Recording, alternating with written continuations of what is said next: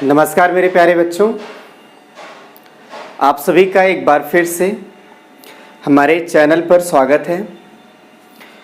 जैसा कि आप सभी लोगों को याद होगा, मैंने केमिस्ट्री में अभी तक केमिकल काइनेटिक्स के बारे में काफ़ी कुछ बताया है। लगभग 70 या 80% जो पोर्शंस हैं वो आपका एकदम क्लियर हो चुका है। मैंने जितना भी क्लास लिया है, मैं आशा करता हूँ आपके लिए बहुत ही ज़्यादा उपयोगी साबित हुआ होगा। देखिए, आज से जो क्लास रहेगी वो थोड़ा सा आप समझिएगा, थ्योरेटिकल पोर्शंस कम रहेंगे, न्यूमेरिकल्स ज़्यादा रहेंगे। आज से मैं जो भी क्लास अटेंड करूंगा उन सारी क्लास में आपको मैं 5 क्वेश्चंस एनसीईआरटी के बताऊंगा, एक्सरसाइज के, और 5 ही क्वेश्चन प्रीवियस ईयर के बताऊंगा, और आप इनको बहुत अच्छे ढंग से समझने की कोशिश करिएगा। मेरी बात आप याद रखिए, ठीक है। देखिए, सबसे पहले तो मैं आपको यही चीज़ बताने चल रहा हूँ, जो हमारा चैप्टर चल रहा था भाई, अगर हम ध्यान से देखें तो चैप्टर हमारे पास जो था वो है केमिकल काइनेटिक्स। जो चैप्टर केमिकल काइनेटिक्स है, मैंने आपसे कहा था थ्योरेटिकल और न्यूमेरिकल दोनों से रिलेटेड है। एक इन्फॉर्मेशन आपको मैं ज़रूर दूंगा, आप सभी लोग शाम की क्लास लेना बिल्कुल मत भूलिएगा। वो इसलिए क्योंकि आज शाम की क्लास में आप सभी लोगों का मैं सॉलिड स्टेट स्टार्ट करूंगा और आप उससे बहुत अच्छे ढंग से सारी चीज़ों को पढ़ेंगे। अब मैं एक एक करके बहुत ही कम समय में आपकी सारी बातों को बताऊंगा। शाम को ही फिजिक्स की क्लास चलेगी, जिसमें कूलम्ब्स लॉ और उनकी लिमिटेशन या उनका वेक्टर फॉर्म, ये सारी चीज़ों को मैं बताऊंगा, या बोर्ड पेपर में किस तरह के क्वेश्चंस पूछे जाते हैं मैं उनको बताऊंगा। तो ये जितनी भी क्लासेस हैं आप सबके लिए जो शाम को अवेलेबल रहेंगे, उसे आप बिल्कुल अटेंड करिए, बहुत ही ज़्यादा इंपॉर्टेंट रहेगी। आज की जो क्लास है स्पेशली क्या है, मैंने आपसे बताया कि केमिकल काइनेटिक्स हुआ, या इसके आगे मैं कभी भी कोई भी चैप्टर स्टार्ट करूंगा तो आप याद रखेंगे कि जब चैप्टर 70 या 80% आप थ्योरी एक्सप्लेन कर चुके होंगे तो बचे हुए क्वेश्चंस, बचे हुए थ्योरी को एक्सप्लेन करने के साथ साथ मेरा एक्सरसाइज और कुछ प्रीवियस ईयर में पूछे गए क्वेश्चंस को भी मैं बताऊंगा। और मैंने जो क्राइटेरिया अपना बनाया है, 5-5 क्वेश्चन को लेके बताऊंगा। तो आप सभी लोग एक काम करिए, बुक ले लीजिए, ठीक है, एनसीईआरटी बुक ले लीजिए, इसके अलावा कॉपी पेन ले लीजिए, और आप एनसीईआरटी बुक का जो एक्सरसाइज का क्वेश्चन है आप उस पर देखिए। जो पहले एक्सरसाइज का क्वेश्चन है आप उसे पढ़िए, समझिए क्या कह रहा है। आइए हम उसको देखते हैं। तो पहले हम 5 क्वेश्चन एक्सरसाइज के लेते हैं। जैसे पहले क्वेश्चन में आपसे कह रहा है एनसीईआरटी एक्सरसाइज में, from the rate expression for the following reaction determine there order of reaction and the dimension of rate constant. मतलब आपको इस क्वेश्चन में कुछ रिएक्शन दिया है, तो मैं एक काम करता हूं, उन रिएक्शन को लिख लेता हूं। जैसे आपके पास है 3NO N2O NO2। आप बात समझिएगा, जैसे आपके पास ये एक्सरसाइज का है, ध्यान दीजिएगा, एक्सरसाइज का पहला क्वेश्चन है, रिएक्शन उसमें दिया है 3NO। आप जरा देखेंगे तो उसका फिजिकल स्टेट, 1 मिनट में ले ही लेता हूं, आप देखेंगे 3NO फिजिकल स्टेट भी साथ में दिया है, क्योंकि मैंने आपसे बताया कि अगर रिएक्शन गैसियस है तो आप प्रेशर के टर्म में चलते हैं, और अगर रिएक्शन एक्वस फॉर्म में हो रहा है तो आप सभी लोग किसके टर्म में चलते हैं, कंसंट्रेशन के। ये सारी चीजें मैंने आपको बताया हुआ है, ये आपका है। और इसके लिए रेट लॉ एक्सप्रेशन जो दिया गया है, अगर आप ध्यान से देखेंगे तो रेट इज इक्वल दिया है K, और यहां पर NO की पावर कितनी है, 2 है। ये पहला आपके पास रिएक्शन है, जरा ध्यान देंगे। दूसरा आपके पास जो रिएक्शन है वो है H2O2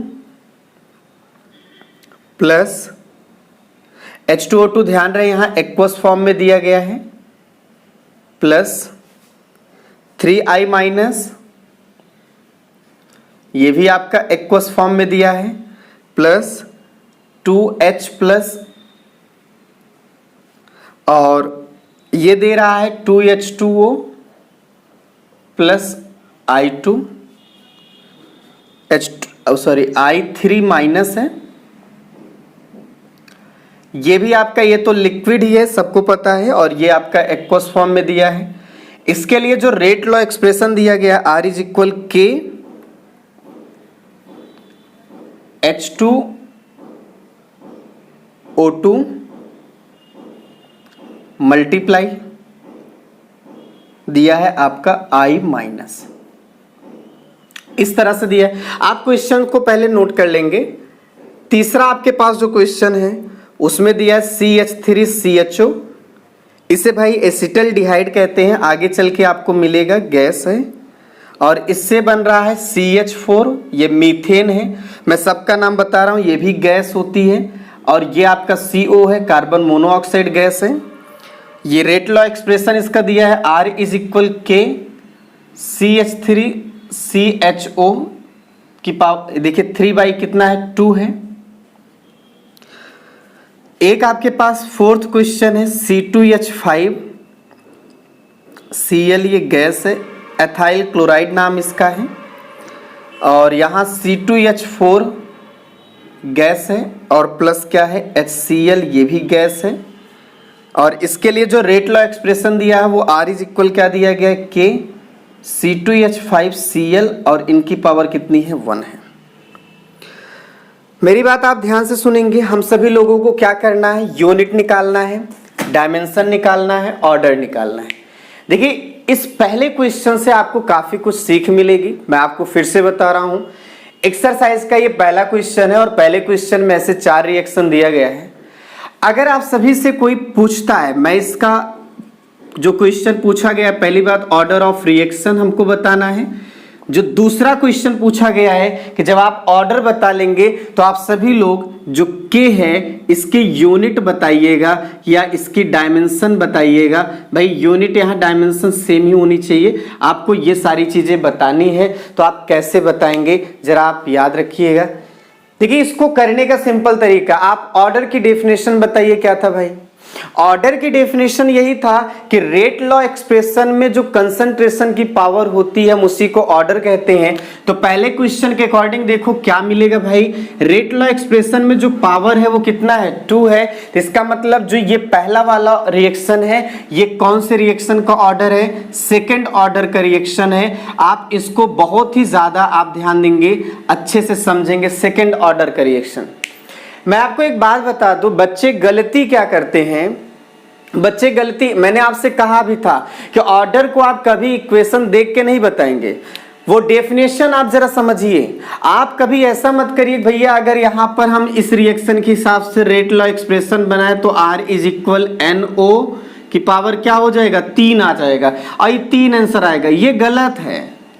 मैंने आपसे हमेशा कहा है, आपसे एक बात अगर याद हो तो मैंने बताया भी था कि ऑर्डर जो होता है ये स्टैचियोमेट्रिक कोफिशिएंट के अकॉर्डिंग नहीं चलता है।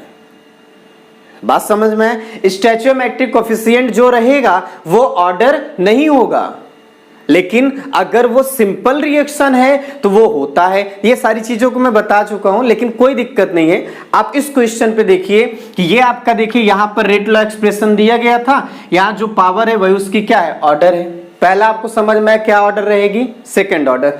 दूसरे में देखो यहां इनकी पावर 1 है और इसकी पावर क्या है 1 है। तो हमने ये भी कहा था कंसंट्रेशन की जो पावर हो सबको जोड़ डालो, तो 1 1 कितना हो जाएगा 2। ये भी आपका कैसा हो जाएगा, सेकंड ऑर्डर रिएक्शन हो जाएगा। अब सेकंड ऑर्डर रिएक्शन का मतलब क्या होगा, अब मैं आपको इसका भी मतलब समझा रहा हूं बहुत अच्छे से कि रिएक्टेंट में 2 ऐसे रिएक्टेंट हैं जिस पे रिएक्शन जो है उसका रेट डिपेंड कर रहा है। यहां देखो तो रिएक्टेंट 1 2 3 है, 3 रिएक्टेंट हैं, लेकिन रेट लॉ एक्सप्रेशन में रेट केवल 2 रिएक्टेंट पर डिपेंड कर रहा है, वो ये है। बात समझ में है, इससे ये भी बात पता चलती है, यानी अगर हम यहां पर देखें तो इस रेट लॉ एक्सप्रेशन में H+ नहीं है, इसका मतलब यहां इस रिएक्शन का जो रेट होगा वो H+ पर डिपेंड नहीं कर रहा। कुछ बात ऐसे भी आप सीखा करिए, ठीक है। ये आया, इनके लिए अगर आप देखो तो क्या हो जाएगा, इनके लिए बोलेंगे 3/2 ऑर्डर रहेगा ये रिएक्शन जो आपके पास है। बात समझ, जो पावर है 3/2 है। इनके लिए देखो तो भैया 1 है तो ये आपके पास कैसा हो जाएगा, फर्स्ट ऑर्डर रिएक्शन हो जाएगा। तो मेरे कहने का मतलब क्या था कि अगर आप सभी लोग प्रीवियस क्लास को लिए होंगे तो इस क्वेश्चन को सॉल्व करने में कोई प्रॉब्लम नहीं होगी। बात समझ में। और रही बात हम इनके की यूनिट या डायमेंशन निकालने की, तो बड़े आराम से निकाल सकते हैं।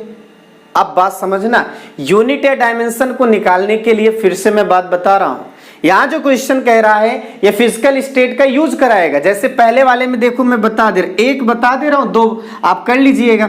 R इज इक्वल क्या है बोलो, K है, NO की पावर कितनी है 2 है, तो K इज इक्वल क्या हो जाएगा R और NO की पावर क्या हो जाएगा 2। मैं आपसे पूछना चाहता हूं यहां ये कैसा है, गैस ही तो है, तो गैस के सिचुएशन में प्रेशर आता है और प्रेशर आएगा तो उसकी यूनिट एटीएम हो जाएगी और रेट की यूनिट क्या होगी बोलो भाई, एटीएम। अगर टाइम सेकंड में है तो क्या हो जाएगा, एटीएम पर सेकंड हो जाएगा, ये रेट हो जाएगा। नहीं तो आप एक बात बताइए, ऐसे तो आप निकाल सकते हैं, आप इसको ऐसे निकाल लीजिए एटीएम पर सेकंड और नीचे देखिए क्या है NO है, तो एटीएम का क्या हो जाएगा स्क्वायर। तो यहां पर देखो एक एटीएम से एक एटीएम कट जाएगा, नहीं तो आप इसको ऐसे लिख लीजिए ATM by second multiply ATM square, एक से एक कट जाएगा तो 1 बाई क्या हो जाएगा एटीएम और क्या आ जाएगा सेकंड आ जाएगा। यही आपका आंसर आएगा। या तो ये करने का तरीका है, नहीं तो आप सभी लोगों को मैंने K का फॉर्मूला एक जनरल निकलवाया था, अगर याद हो तो K का फॉर्मूला था एटीएम की power 1 minus n by time, याद आ रहा है। और एक फॉर्मूला था K के लिए मोल पर लीटर की पावर 1 माइनस n अपॉन क्या था, टाइम था। ये चीज मैं बता चुका हूं। रिएक्शन में ध्यान देना, गैसियस का है तो एटीएम के फॉर्म में जाइएगा गैसियस के लिए, और अगर वो उसी जगह पे एक्वस है तो वहां पे आप कंसंट्रेशन के फॉर्म में जाएंगे। यहां पर आप देख लेंगे ऐसा करना है, ये गैसियस था इसलिए हम सभी लोग एटीएम के फॉर्म में गए, ये आंसर आएगा। अब सेकंड वाले क्वेश्चन का देखो, रेट लॉ एक्सप्रेशन क्या है, यही है ना। तो ऑर्डर कितनी आई है बताइए भाई, ऑर्डर तो 2 आई है। अब जब 2 ऑर्डर आई है तो यहां पे H2O और L किसमें है, H2O2 देखो एक्वस है और I माइनस किसमें एक्वस है, तो कंसंट्रेशन के टर्म में जाएंगे और कंसंट्रेशन के टर्म में जाएंगे तो ऑर्डर यहां 2 रख देंगे ना, तो 1 माइनस 2 क्या हो जाएगा -1 आएगा। तो मोल पर लीटर की पावर -1 अपॉन टाइम अगर सेकंड में हो ऐसा कर लीजिएगा। ऐसे ही आप तीसरा कर लीजिएगा, चौथा कर लीजिएगा। इस पहले क्वेश्चन से आप कुछ सीखिए इतना कि हम सभी लोगों को रिएक्शन में रिएक्टेंट के सामने जो स्टोइचियोमेट्रिक कोएफिशिएंट है आप उसको देख के ऑर्डर मत बताइए। पहली बात, रेट लॉ एक्सप्रेशन जो दिया रहेगा आप उसको देख के ऑर्डर बताएंगे, ठीक। दूसरी बात क्या, रेट लॉ एक्सप्रेशन के ही आधार पे आप सभी लोग क्या करेंगे, वहां पे रेट कांस्टेंट की यूनिट डिसाइड करेंगे। और यूनिट या डायमेंशन को डिसाइड करने से पहले ये जरूर देख लीजिए कि रिएक्टेंट या रिएक्शन हमारा एक्वस में है कि गैसियस में है, या रिएक्टेंट का फेज क्या है, एक्वस है कि गैसियस है। मेरी बात आपको समझ में आई, ठीक है। तो ये जितनी भी चीज थी ये आपका क्वेश्चन नंबर फर्स्ट था, इसमें मैंने ज्यादा ही कुछ समय ले लिया, लेकिन अब मैं जो बताऊंगा थोड़ा तेजी से बताऊंगा, आप उसे अच्छी तरीके से समझेंगे। तो ये पहला क्वेश्चन था। अब आप सभी लोग सेकंड वाला जो क्वेश्चन है आप उनको भी अच्छे से देखिए। ये फर्स्ट क्वेश्चन है, आप सेकंड क्वेश्चन को पढ़िए। आप किसी भी क्वेश्चन को पहली बात समझिए, क्योंकि उस क्वेश्चन में आधे से ज्यादा इंफॉर्मेशन रहती है और कुछ ही निकालना होता है, और बच्चे क्वेश्चन जल्दी से पढ़ते नहीं हैं। अच्छे से पढ़ा करिए, बड़े आराम से सारे क्वेश्चंस के प्रॉब्लम्स हो जाएंगे और आप उन्हें बहुत अच्छे से सॉल्व कर पाएंगे। मैंने थ्योरी आपको इतने बेहतर ढंग से बताया है कि आप सभी लोग बहुत अच्छे से करेंगे, ये मुझे भरोसा है। सेकेंड क्वेश्चन आप ध्यान से सुनेंगे। आप बुक में देखिए, सेकेंड क्वेश्चन आपके पास कह रहा है फॉर द रिएक्शन, मैं उसको पहले लिख देता हूं क्वेश्चंस को।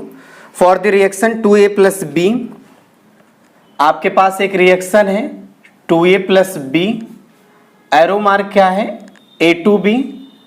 इसके लिए जो इंफॉर्मेशन दी गई है उसे आप ध्यान देंगे। इंफॉर्मेशन दी गई है K इज इक्वल टू 10 की पावर -6। आपके पास यूनिट है मोल की पावर -2, लीटर की पावर 2 और सेकंड की पावर क्या है -1 है। और इसके लिए रेट लॉ एक्सप्रेशन भी दिया है, R इज इक्वल KA और B की पावर क्या है 2 है। इसमें कह रहा है कि आप रेट बताइए, इनिशियल रेट बताइए। इनिशियल रेट का रिप्रेजेंटेशन आर नॉट होता है। आपसे पूछा है इनिशियल रेट बताइए कब, जब आपका ए कितना हो 0.1 मोल पर लीटर और बी आपका कितना हो 0.2 मोल पर लीटर, 2 मोल पर लीटर, राइट। तो आप बड़े आसानी से बता सकते हैं, इसमें कोई घबराहट नहीं है। लेकिन ये आपका पहला क्वेश्चन है, इनिशियल रेट बताना। दूसरे क्वेश्चन में भाई ये कह रहा है कि आप रेट ऑफ रिएक्शन बताइए। रेट ऑफ क्या बताइए, रिएक्शन बताइए, जब ए आपका रिड्यूस्ड हो जाए 0.06 मोल पर लीटर। यहां एक बहुत बड़ा ट्विस्ट आएगा, आप इसको बहुत अच्छे ढंग से देखेंगे। आपको मैं बताऊं, इस तरह का कोई भी क्वेश्चन रहे, किसी को भी कहे रिड्यूस्ड हो जाए, तो आप इस बात को याद रखिएगा, अब दोनों की क्वांटिटी में चेंज आएगा। रिएक्शन करने वाले की क्वांटिटी में क्या आएगा, चेंज आएगा। ठीक है, क्या करना है, पहला वाला क्वेश्चन कह रहा है इनिशियल रेट बताओ, तो बड़े आसानी से आर नॉट इज इक्वल के की वैल्यू रखो भाई 2 10⁻⁻6, ए आपका है 0.1, बी आपका कितना है 0.2 का स्क्वायर। आप यहां पर 0.2 का जब स्क्वायर कर देंगे तो देखिए 2 और यहां पर 10⁻⁻6, 0.1 और 0.2 का स्क्वायर आप देखो कितना आ जाएगा, 0.04 आएगा, इसका आएगा ना। और जब इसको करोगे तो आप बताइए यहां पर कहीं ना कहीं 3 पॉइंट तक डेसिमल रहेगा, तो 2 10⁻⁻6 और 0.004। अब आप इन सब डेसिमल को हटाना चाहो तो नीचे 1000 करना पड़ेगा, तो ये 4 2 कितना हो जाएगा 8 हो जाएगा, 8 और 10 की पावर कितना देखो -6 और 1/1000, आप समझ रहे हैं ना, 1000 इसमें दे दोगे तो फाइनली आ जाएगा 8 10⁻⁹। यही आपका आंसर आएगा। अब इसमें आप देखें तो क्या इसकी यूनिट बन सकती है, रेट लॉ एक्सप्रेशन से देख लीजिए रेट का इक्वेशन क्या बन रहा है। भाई ये किस ऑर्डर का रिएक्शन है, मैं आपसे कहूं तो ये थर्ड ऑर्डर का रिएक्शन है। क्यों, क्योंकि इसमें पावर 1 है, 2 है, 1 और 2 कितना हो जाता है, बोलो 1 और 2 हो जाता है 3, तो थर्ड ऑर्डर का रिएक्शन होगा। बात समझ आया, तो आप सभी लोग रेट आराम से लिख सकते हैं, मोल पर लीटर, और यूनिट किस में होंगे, सेकेंड में। ऐसे ये पहला क्वेश्चन है। पर जो दूसरा क्वेश्चन है, पहले क्वेश्चन का सॉल्यूशन नोट करिए, जो दूसरा क्वेश्चन है उस क्वेश्चन में एक थोड़ा सा ट्विस्ट लाया गया है कि अगर ए रिड्यूस्ड हो जाए तो क्या होगा। मैं आपसे कहना चाहता हूं कि ए रिड्यूस्ड हो जाए तो क्या होगा। इस रिएक्शन पर मेरी बात ध्यान देंगे, ये जो पूरा का पूरा है, ये जो पूरा का पूरा है, अगर 0.1 रहता है और बी आपका पॉइंट क्या रहता है 2 रहता है, अगर ये आपका 0.1 है और 0.2 है तब जाके A2B बन रहा है। अब अगर इसकी क्वांटिटी में कमी आएगी तो इनकी भी क्वांटिटी में क्या आएगी, कमी आएगी, तभी तो आपस में रिएक्शन करेंगे। अब यहां एक सबसे इंपॉर्टेंट बात ये होती है कि इनकी क्वांटिटी में तो बता दिए कितनी कमी आ रही है, लेकिन यहां तो नहीं बताया, तो यहां हमको निकालना होगा। ठीक है, यानी ए और बी का अब नया क्वांटिटी आएगा, कितना आएगा उसको देखना। कह रहा है कि जब ये, हाँ एक बात और समझना, जब ये 2A है तो ये आपका 1B है, तो ऐसा भी लिख सकता हूं कि अगर इसकी क्वांटिटी में 1 की कमी आ रही है तो इनकी क्वांटिटी में आधे की कमी आएगी। समझिए भाई, 2A जैसे ये 100 है तो 2A मतलब क्या हुआ, अगर 100 है तो यहां आप क्या लिखेंगे, ये 50 होगा।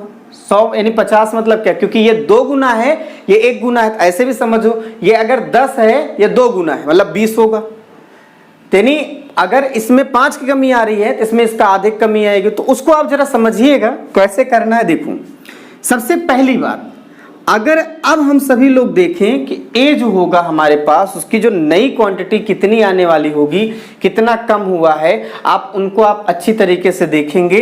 भाई आपका जो ए था वो था कितना 0.1, उसमें रिड्यूस्ड कितना हुआ है जरा देखिए, रिड्यूस्ड हो गया है 0.06 मोल पर लीटर, मोल पर लीटर। इतना रिड्यूस्ड हो गया है।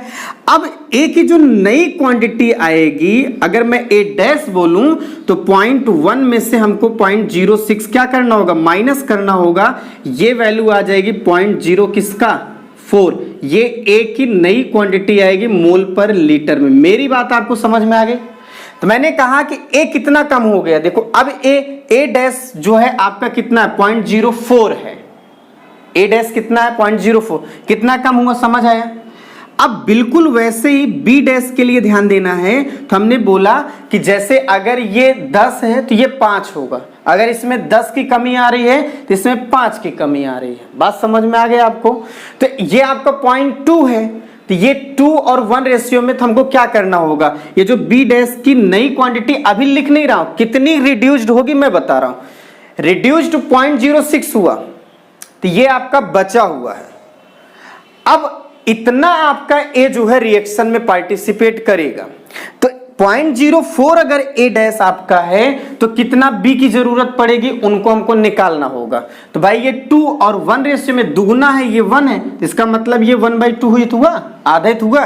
तो बी डैश के लिए 1/2 मल्टीप्लाई 0.04, तो यानी आपको समझना 0.02 मोल ये भी रिड्यूस्ड होना पड़ेगा। यानी ये इतना रिड्यूस्ड होगा। और जब ये इतना रिड्यूस्ड होगा तो भाई एक बात बताइए, हमारे पास बी कितना था, बी आपका था 0.2, बी कितना था 0.2 और रिड्यूस्ड कितना हो गया 0.02। ये सॉल्व करोगे तो 0.18 आएगा। ये आपका नई क्वांटिटी ए की और नई क्वांटिटी बी की, आपको कुछ नहीं करना है। आर का जो इक्वेशन दिया गया है के, बस ए के जगह ए डैश रखो भाई और बी के जगह बी डैश रखो स्क्वायर में। तो ये आप यहाँ पर के की वैल्यू नहीं चेंज होगी, ये चेंज हुआ है, दोनों वैल्यू रख दीजिएगा, आपका आंसर आ जाएगा। ये पूरी की पूरी आपको बात बता रहा हूं। मैं एक बार फिर से आपको हिंट कर रहा हूं, मेरी बात समझिएगा। रिएक्शन को आप देखिए, रिएक्शन को समझिए क्या कह रहा है। 2a + b, तो 2 रेशियो 1 के बीच में हुआ, तो वैसे समझ लो ये 1 है, ये 2 है, मतलब a जो है डबल है और b क्या है, हाफ है। समझ आया, ऐसा समझे आप। तो कह रहा है a की क्वांटिटी आपकी 0.06 रिड्यूस्ड हुआ, 100% श्योर है b की भी क्वांटिटी रिड्यूस्ड होगी। तो a की क्वांटिटी जब रिड्यूस्ड हुआ तो इतना बचा, तो b की क्वांटिटी पहले देखो कितना रिड्यूस्ड होगा, तो a के ही रिस्पेक्ट में रिड्यूस्ड होगा। तो a आपका अगर 0.04 है तो b कितना रिड्यूस्ड हो रहा होगा, जस्ट उसका आधा। तो b जो रिड्यूस्ड होगा वो आपका आ जाएगा 0.02 मोल। अब रिड्यूस्ड जब इतना हुआ तो b डैश आपका कितना बचा, तो ये आपका 0.2 था, 0.02 रिड्यूस्ड हुआ, 0.18 मोल पर लीटर बचा। अब भैया इनको a डैश और b डैश की वैल्यू रख दीजिएगा, आपको ये रेट पता चल जाएगा। ये सेकंड क्वेश्चन था। ऐसे ही आपके पास एक थर्ड क्वेश्चन है। थर्ड क्वेश्चन देखो, कह रहा है the decomposition of ammonia at platinum surface is 0 order. अच्छा एक बात बताइए, मैंने एक छोटा सा आपको याद होगा एग्जाम्पल दिया था भाई, इसमें कहने वाली बात नहीं है। मैंने कहा था गैसियस रिएक्शन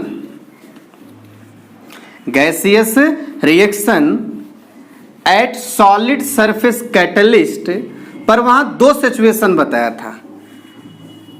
एक सिचुएशन में याद होगा तो आप सभी लोगों को शायद मैं लोअर कंसंट्रेशन या हायर कंसंट्रेशन या प्रेशर इन सब के टर्म में बताया था, या टेम्परेचर, कुछ ऐसी बात बताया था। तो आप सभी लोग वहां पे अच्छी तरीके से समझिएगा, मैंने आपको बताया भी था ना।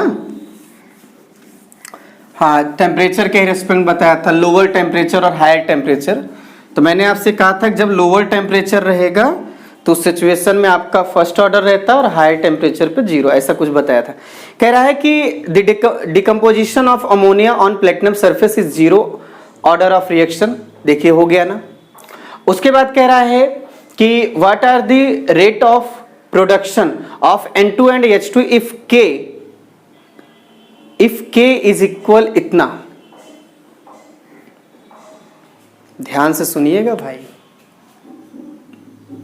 अमोनिया है भाई, गैस है, डिकम्पोजिशन है N2 और किस में है, H2 गैस में ना। मैंने डिकम्पोजिशन ऑफ रिएक्शन के बारे में भी बताया था, decomposition of gases at solid surface, या प्लेटिनम आपके पास कैटलिस्ट है ना भाई। तो और उसके बाद उसने वर्डिंग में बोल दिया कि जीरो ऑर्डर रिएक्शन है।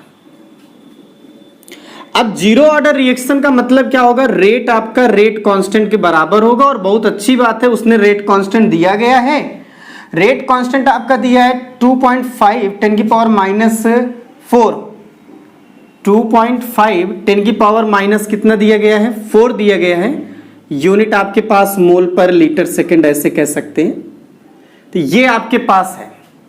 आपसे कह रहा है कि आप प्रोडक्शन ऑफ N2 बताइए, प्रोडक्शन ऑफ H2 बताइए। तो मैंने बताया था एक चीज कि जब कभी भी किसी एक का देके किसी और का पूछे तो मैंने आपसे कहा था उस रिएक्शन के लिए बैलेंस होना बहुत जरूरी है। क्वेश्चन में दिया गया है तो बैलेंस अगर नहीं है तो आप बैलेंस कर लीजिए।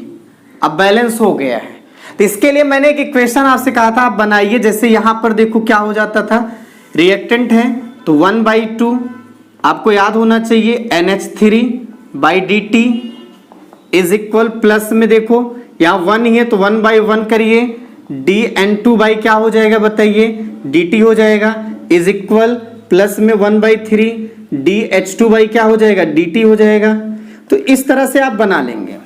अब कह रहा है इसी R के जगह ही क्या है, K है जीरो ऑर्डर के रिएक्शन में। तो जब R की जगह K है तो आपसे अब किसी का पूछे, मान लीजिए अमोनिया का हमसे पूछ रहा है कितने रेट से डिकम्पोज हो रहा है, तो आप एक काम करिए -1/2 dNH3 is divided by dt is equal K रख दीजिए, K की वैल्यू दिया गया है, dN2 बाई क्या dt इज इक्वल K ये वैल्यू दी गई है।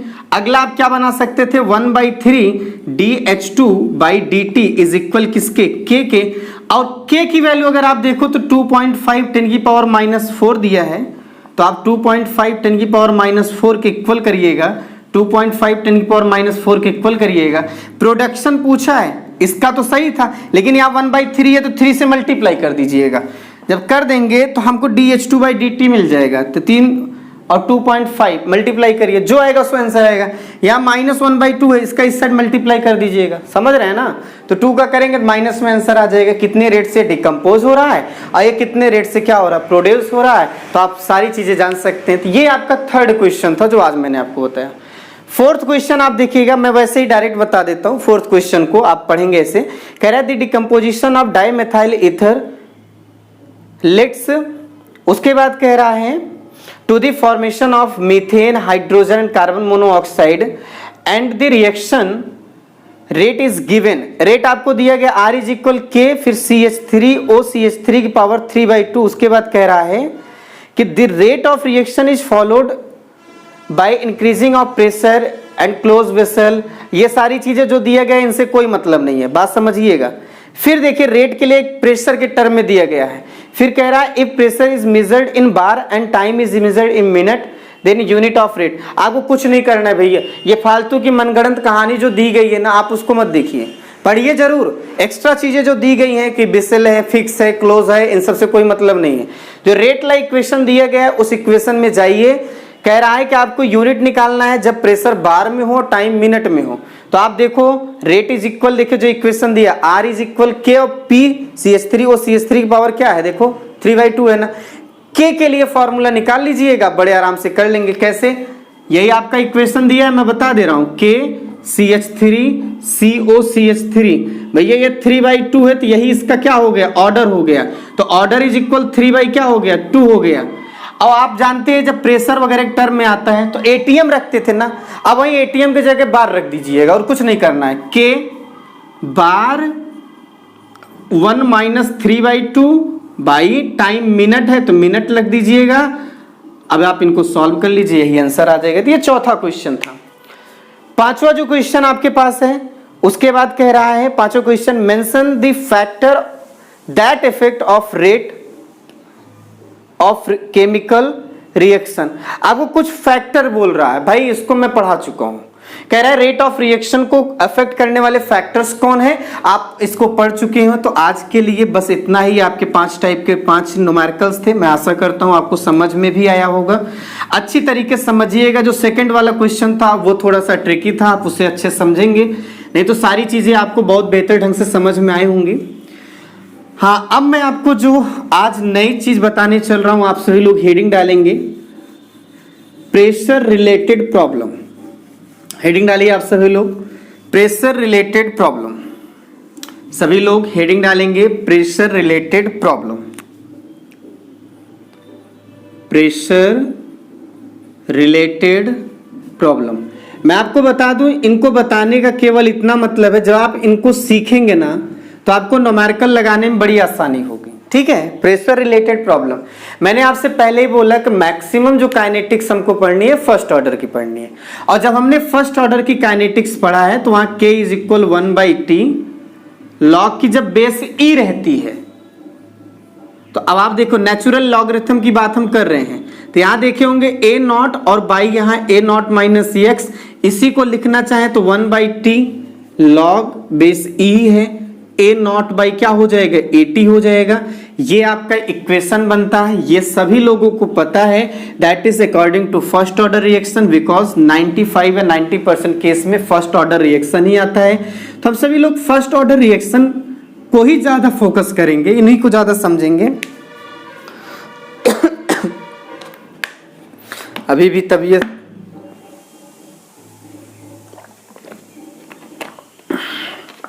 थोड़ा खराब ही चल रही है, लेकिन आप अच्छे से समझते जाइएगा। ये आपके पास फर्स्ट ऑर्डर का रिएक्शन ना, आपको क्वेश्चन कैसे करेगा। देखिए, सबसे पहली बात मैं आपसे कह दूं, A0 आपका क्या था, AT क्या था, कंसंट्रेशन था।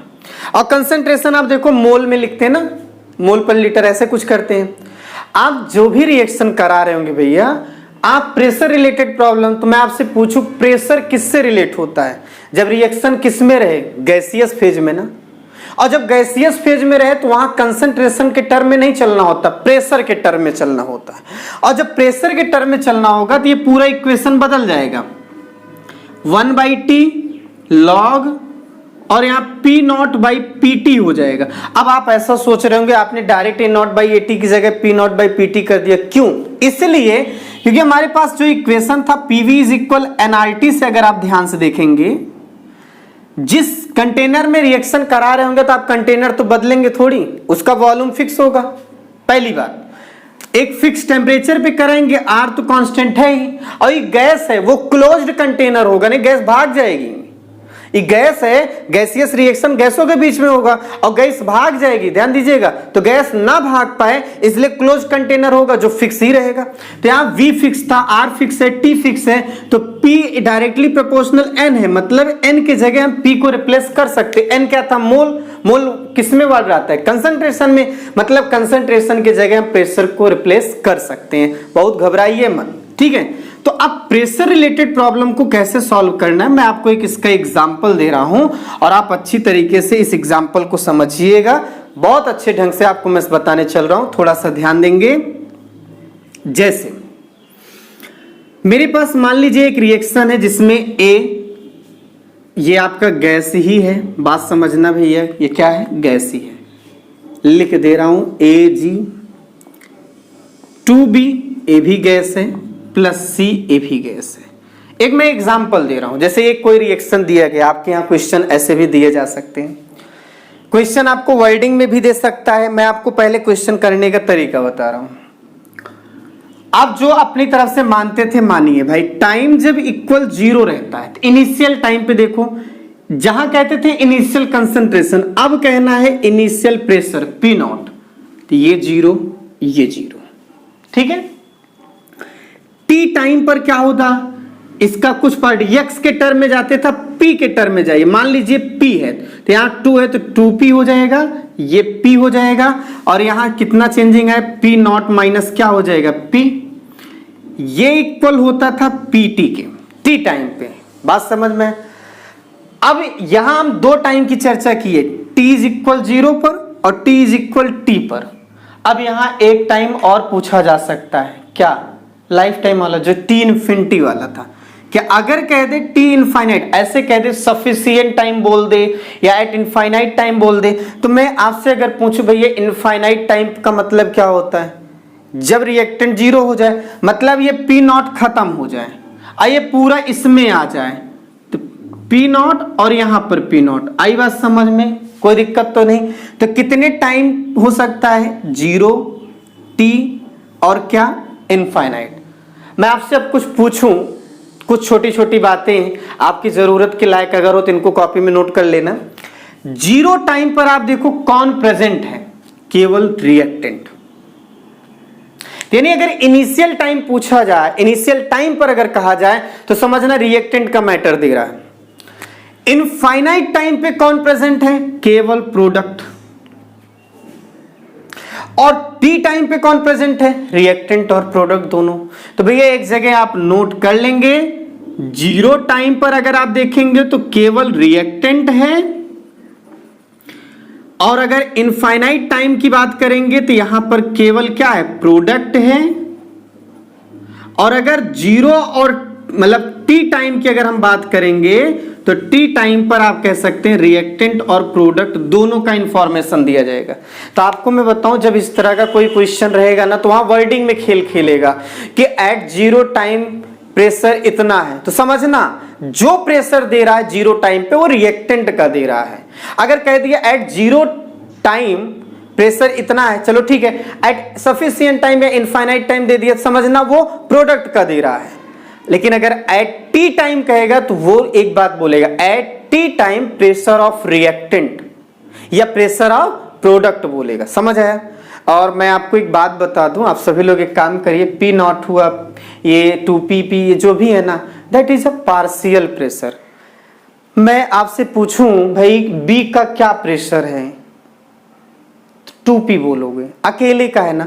तो मैंने कभी भी बताया तो आपसे यही कहा, इकलौता प्रेशर अगर रहता है तो हम उसे पार्शियल प्रेशर कहते हैं। अब मैं आपसे जैसे क्वेश्चन पूछूं what is the partial pressure of B product, तो क्या बोलेंगे? 2P।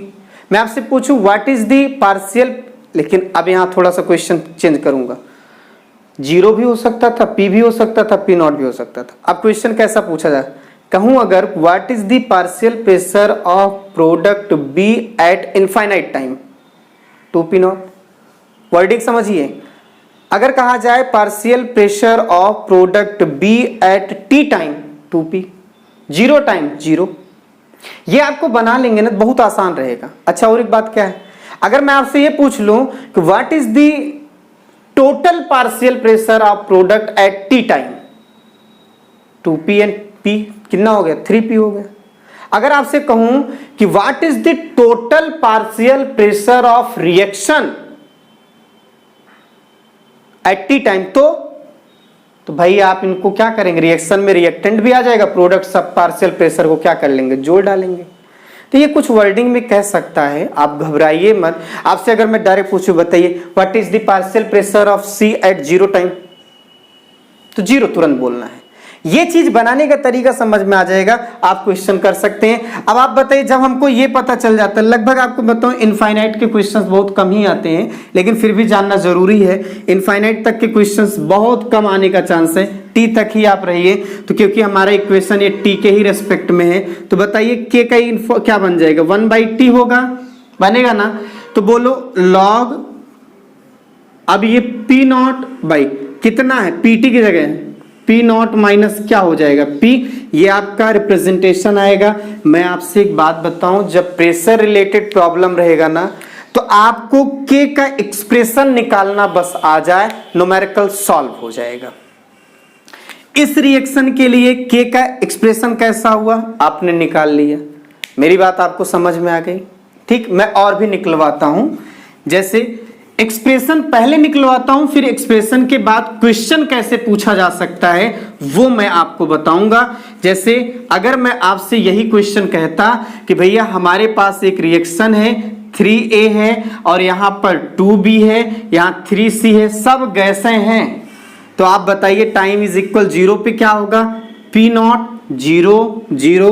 अगर हम T टाइम पे बात करेंगे भाई क्या हो जाएगा? पी नॉट माइनस 3p करना पड़ेगा, यहाँ 2p करना पड़ेगा, 3p करना पड़ेगा। ये मैं बताया, जहां x लिखते थे यहीं p लिखना है। ये आपका pt के बराबर हो जाएगा। एक्सप्रेशन निकालना है तो k इज इक्वल क्या हो जाएगा 1/t और log क्या हो जाएगा बताइए, p नॉट pt के जगह क्या हो जाएगा p नॉट माइनस 3p हो जाएगा। ये एक्सप्रेशन आ गया। अब कोई भी रिएक्शन रहेगा आप इसी तरह से एक्सप्रेशन निकालेंगे।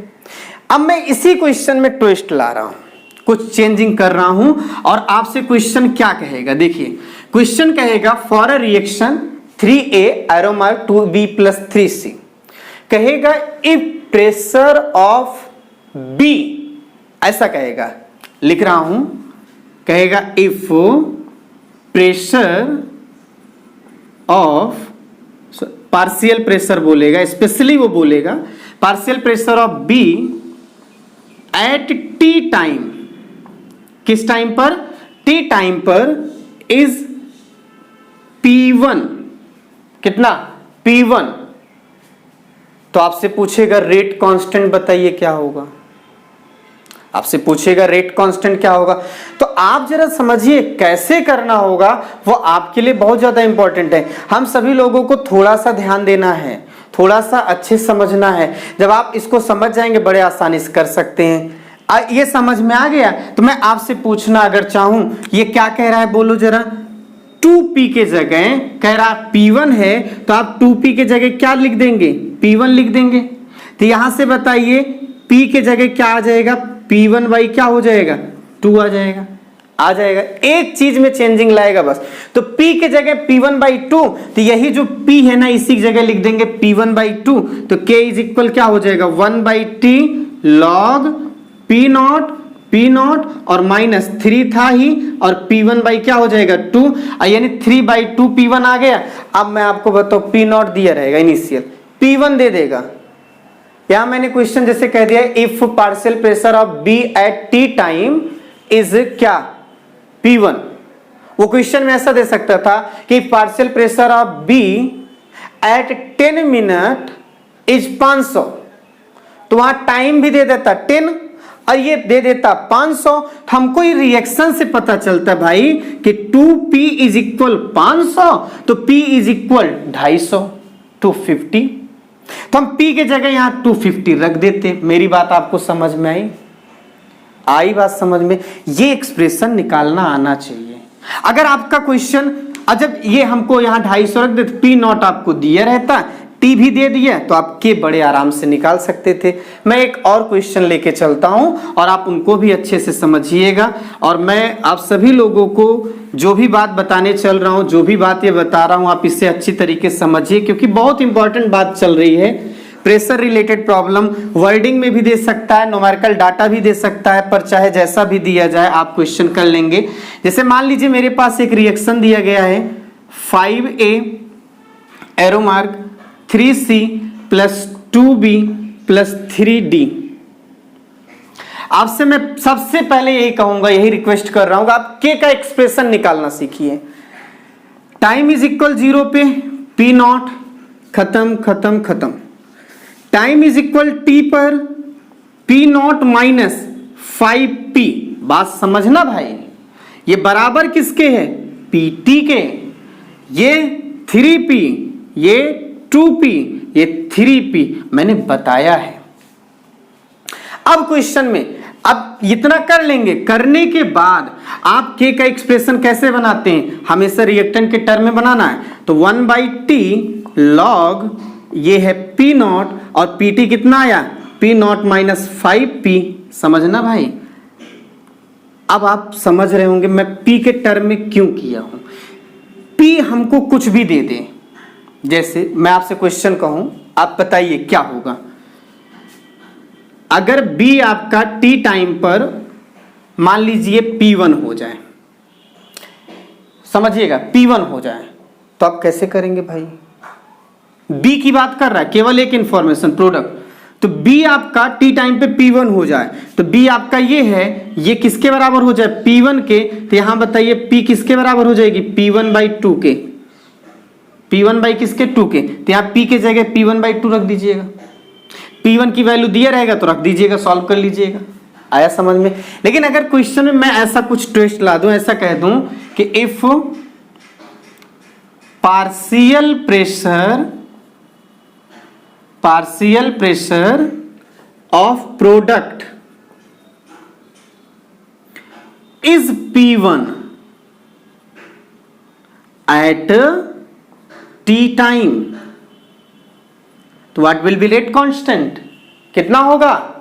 आप बड़े आसानी से निकालिए। आप कह रहे हैं प्रोडक्ट का पार्शियल प्रेशर P1 है, प्रोडक्ट C था, ये था, ये था, तो हमारे पास ये पूरा प्रोडक्ट है, 3P 2P 3P, टोटल कई P हो गया? 3 3 6 2 8 P इज इक्वल P1 के, तो P इज इक्वल क्या हो जाएगा? P1/8 आ गया।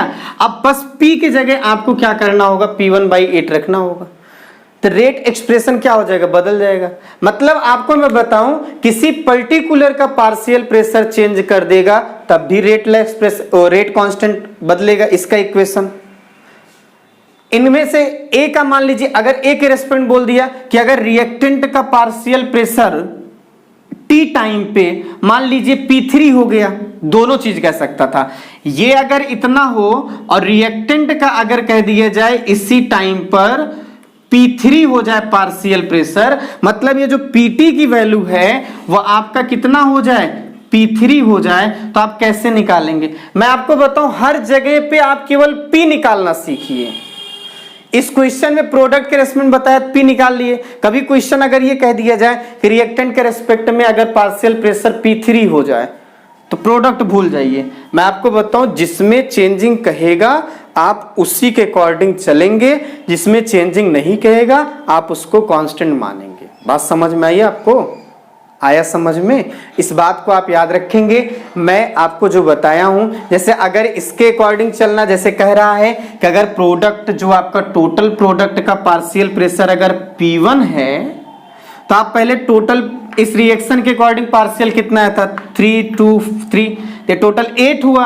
ये 8P इज इक्वल क्या है? P1, तो P इज इक्वल P1/8। मुझे इस रिएक्शन से ये बनाना आना चाहिए। बस P के जगह आप रख देंगे क्या? P1/8। तो यहां पर आप देखो P1/8 रखेंगे, नया एक्सप्रेशन आएगा। नए एक्सप्रेशन में P1 की वैल्यू दे सकता है, T की वैल्यू दे सकता है, P0 तो दिया ही रहेगा।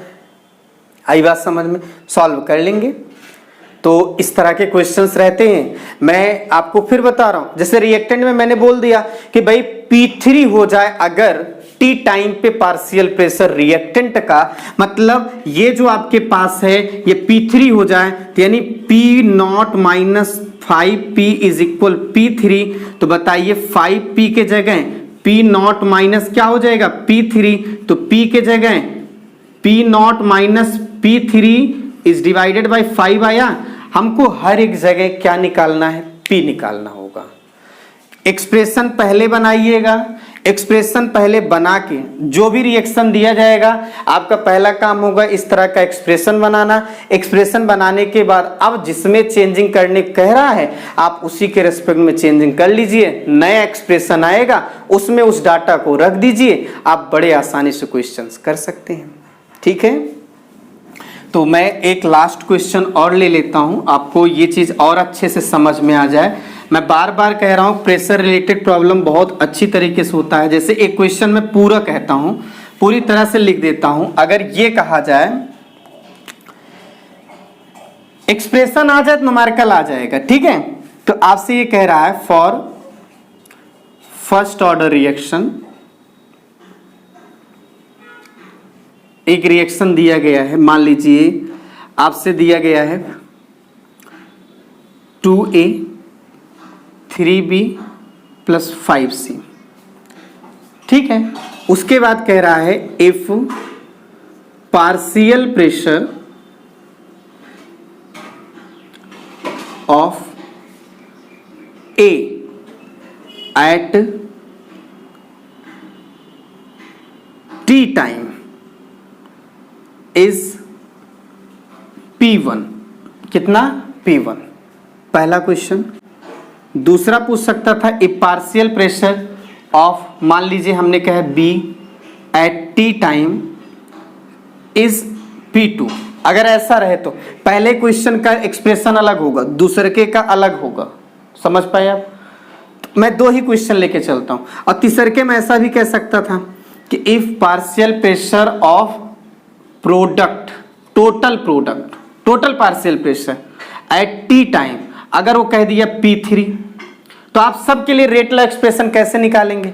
तो सबसे पहला काम क्या होगा, जो रिएक्शन दिया गया उसके हिसाब से अपना रेट लॉ एक्सप्रेशन, आप रेट कांस्टेंट का एक्सप्रेशन निकालिए। बार बार रेट लॉ एक्सप्रेशन आ रहा है। रेट कांस्टेंट का एक्सप्रेशन कैसे निकलेगा? T इज इक्वल 0 पर देखो P नॉट, ये यहां पे 0 T इज इक्वल T पर क्या हो जाएगा 3P 5P, यहां पर हो जाएगा P नॉट माइनस 2P जो बराबर PT के होता है। तो K इज इक्वल आ जाएगा 1/T लॉग में P नॉट माइनस PT होता है, तो P नॉट माइनस क्या हो जाएगा 2P, ये आपके पास आएगा। आप इन्हें अच्छे से कर लेंगे, ठीक है। अब आपसे मैं अगर पूछूं, अब जो क्वेश्चन में कह रहा है, देखो क्या कह रहा है, कह रहा है if partial pressure of A at T time is P1, A का पार्शियल प्रेशर T टाइम पर कितना था, यही था। और जब ये इतना है तो कह रहा P not minus 2P is equal P1 हो जाए। पहले क्वेश्चन के अकॉर्डिंग देखो P not minus 2P is equal P1, तो यहां से बताइए 2P इज इक्वल क्या हो जाएगा P नॉट माइनस P1, तो P इज इक्वल क्या हो जाएगा P not minus P1 by क्या हो जाएगा P 2 रखे। आप इस P की वैल्यू इसी एक्सप्रेशन रख दीजिएगा, इस क्वेश्चन के अकॉर्डिंग आ जाएगा रेट कांस्टेंट का एक्सप्रेशन। अब B के लिए कह रहा है, तो B के लिए देखो कितना है, देखो B के लिए है 3P, तो 3P कह रहा है इज इक्वल क्या हो जाए P2, ये A के लिए था क्वेश्चन के अकॉर्डिंग। B के लिए देखो B का पार्शियल प्रेशर रिएक्शन के अकॉर्डिंग क्या है 3P है, कह रहा हो कितना जाए 2, तो 3P इज इक्वल P2, और तो P is equal P2 by क्या हो जाएगा 3, P की वैल्यू यहां रख देंगे तो इसके लिए एक्सप्रेशन आ जाएगा। फिर ऐसे कह रहा है पूरा प्रोडक्ट का, तो जोड़ लो 3P और 5P टोटल 8P हो गया। 8P के जगह P3, तो P के जगह क्या आ जाएगा P3 बाई 8 हो जाएगा। तो मेरे कहना ये है भाई, आप सभी लोग प्रेशर रिलेटेड प्रॉब्लम में क्या होगा, या तो वर्डिंग में देगा या तो डाटा देगा। मैंने आपको वर्डिंग में करना सिखाया है कि टी टाइम पे इतना हो जाए पार्शियल प्रेशर इस चीज का, तो आपसे वो कह सकता था 10 मिनट पर इतना हो जाए, 5 मिनट पर इतना हो जाए, तो टाइम और अगर वो प्रेशर दे देता है तो आप बड़े आसानी से कर सकते हैं। तो प्रेशर रिलेटेड प्रॉब्लम को करने का सिंपल तरीका है, जो रिएक्शन दिया जाए आप उस रिएक्शन के अकॉर्डिंग पहले आप रेट कांस्टेंट का फर्स्ट ऑर्डर के अकॉर्डिंग आप एक्सप्रेशन बनाएंगे। जो एक्सप्रेशन आएगा उस एक्सप्रेशन के बाद जैसी चेंजिंग करने कहेगा आप वैसी चेंजिंग करके नया एक्सप्रेशन बनाएंगे, और नया एक्सप्रेशन बनाएंगे तो उसमें जो डाटा दिया जाएगा आप उसको रख दीजिएगा, आपका क्वेश्चन सॉल्व हो जाएगा। तो आज के लिए बस इतना ही। मेरी नेक्स्ट क्लास में आप सभी लोगों को मैं इसके आगे वॉल्यूम रिलेटेड प्रॉब्लम बताऊंगा। हाँ, कुछ क्वेश्चंस मैं प्रीवियस ईयर के जरूर बताऊंगा। मैं आशा करता हूं आपको ये समझ में भी आया होगा, और आज से क्लास स्टार्ट हो गई है और हमेशा चलेगी, ये आप जानिएगा। और सभी लोगों को आप इन्फॉर्म कर लीजिए, सभी लोग अटेंड करें, ठीक है। Thank you.